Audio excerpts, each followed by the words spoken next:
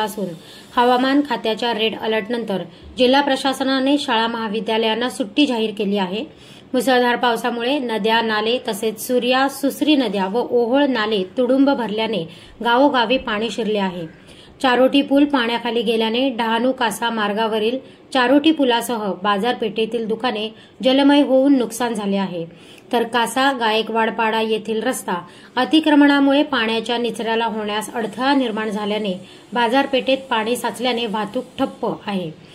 थेरोंडा चरी येथील पूल पाण्याखाली गेल्याने सायवन, धरपूर, निंबापूर, बांधघर येथील नागरिकांचा कासा बाजारपेठेशी संपर्क तुटला आहे। गंजाड येथील सुपर हायवे कामामुळे नैसर्गिक नाले बुजले, रस्ते व बाजारपेठ पाण्याखाली गेली। अनेक भागात वीज पुरवठा खंडित झाला आहे। प्रशासनाने नदीकाठावरील नागरिकांना सुरक्षित स्थळी हलवण्याचे आदेश दिले असून सद्यस्थित पावसाची रिपरिप सुरू होती।